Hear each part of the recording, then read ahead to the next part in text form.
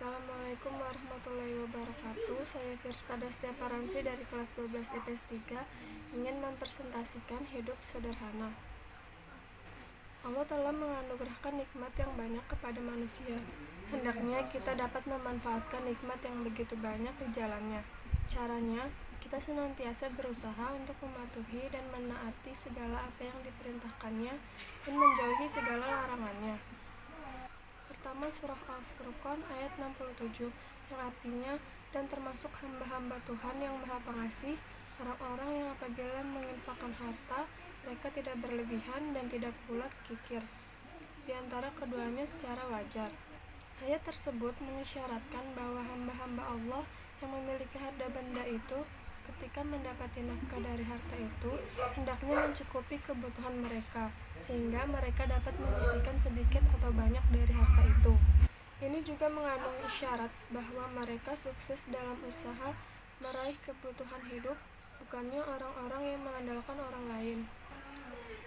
Kedua, surah Al-Isra ayat 26-27 yang artinya, dan berikanlah haknya kepada kerabat dekat, juga kepada orang miskin dan orang yang dalam perjalanan, dan janganlah kamu menghambur-hamburkan hartamu secara boros. Sesungguhnya orang-orang yang pemboros itu adalah saudara setan, dan setan itu sangat ingkar kepada Tuhannya. Pada ayat 26 tersebut, Allah memerintahkan kepada kaum muslimin untuk menunaikan beberapa kewajiban, yaitu memenuhi hak keluarga dekat, orang-orang miskin, dan orang-orang yang dalam perjalanan. Pada ayat 27, digambarkan bahwa para pemboros disebut sebagai saudara setan.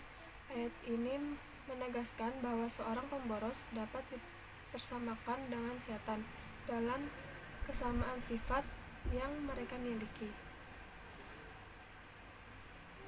Yang ketiga, surah Al-Isra ayat 29-30 yang artinya, dan janganlah engkau jadikan tanganmu terbelenggu pada lehermu, dan jangan pula engkau terlalu mengulurkannya ke sangat pemurah, nanti kamu menjadi tercela dan menyesal. Sungguh Tuhanmu melapangkan rezeki bagi siapa yang Dia kehendaki dan membatasi bagi siapa yang Dia kehendaki. Sungguh Dia Maha mengetahui, Maha melihat hamba-hambanya. Pada ayat 29, Allah Subhanahu wa Ta'ala memberi arahan bagaimana cara-cara yang baik dalam membelanjakan harta. Allah Subhanahu wa Ta'ala melarang mengulurkan tangan selebar-lebarnya. Ini berarti Allah melarang boros dalam membelanjakan harta. Pada ayat 30, Allah Subhanahu wa Ta'ala menjelaskan perolehan rezeki seseorang. Ada yang dilapangkan dan juga ada yang disempitkan rezekinya oleh Allah Subhanahu wa Ta'ala. Yang keempat, surah Al-Qasas ayat 79-82 yang artinya, maka keluarlah dia, Qarun, kepada kaumnya dengan kemegahannya. Orang-orang yang menginginkan kehidupan dunia berkata, mudah-mudahan kita mempunyai harta kekayaan seperti apa yang telah diberikan kepada Qarun. Sesungguhnya dia benar-benar mempunyai keberuntungan yang besar. Tetapi orang-orang yang dianugerahi ilmu berkata, celakalah kamu, ketahuilah pahala Allah lebih baik bagi orang-orang yang beriman dan mengerjakan kebaikan.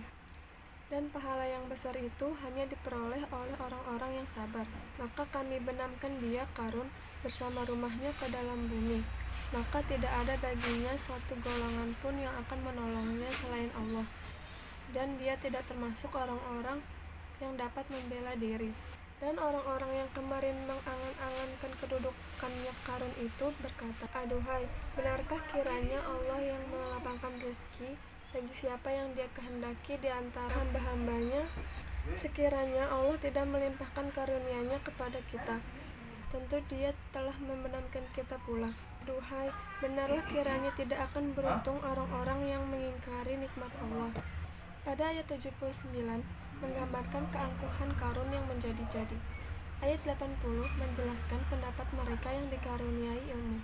Ayat 81 menjelaskan akibat kesombongan dan kecongkakan Qarun. Allah menenggelamkannya beserta kekayaan yang dimilikinya ke dalam perut bumi. Pada ayat 82 menjelaskan penyesalan yang terjadi pada orang-orang yang sangat mengharapkan kedudukan seperti Qarun. Yang kelima, surah Al-Baqarah ayat 177 yang artinya kebajikan itu bukanlah menghadapkan wajahmu ke arah timur dan ke barat.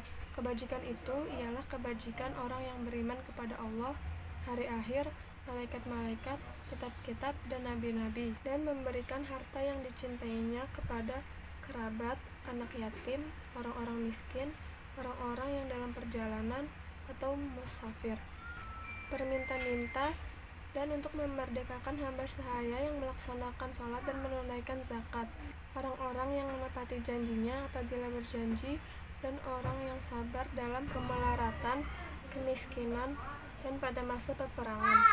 Mereka itulah orang-orang yang benar, dan mereka itulah orang-orang yang bertakwa.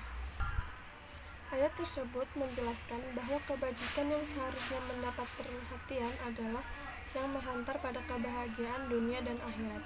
Tanda-tanda orang yang benar dan bertakwa yaitu: yang pertama, iman terhadap adanya Allah, hari pembalasan, malaikat-malaikat, kitab-kitab, serta nabi-nabi Allah. Yang kedua, mendirikan salat.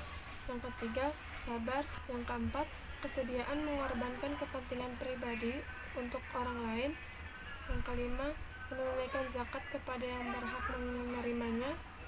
Dan yang keenam, selalu menepati janji. Yang keenam, surah Al-Ma'un ayat 1-7 yang artinya, tahukah kamu orang yang mendustakan agama? Maka itulah orang yang menghardik anak yatim dan tidak mendorong memberi makan orang miskin. Maka celakalah orang-orang yang sholat, yaitu orang-orang yang lalai terhadap sholatnya, yang berbuat ria dan enggan memberikan bantuan. Surah Al-Ma'un yang terdiri dari 7 ayat pendek menjelaskan tentang suatu hakikat yang sangat penting, di mana terlihat secara tegas dan jelas bahwa ajaran Islam tidak memisahkan upacara ritual dan ibadah sosial. Sekian yang dapat saya sampaikan, kurang lebihnya mohon maaf. Terima kasih. Wassalamualaikum warahmatullahi wabarakatuh.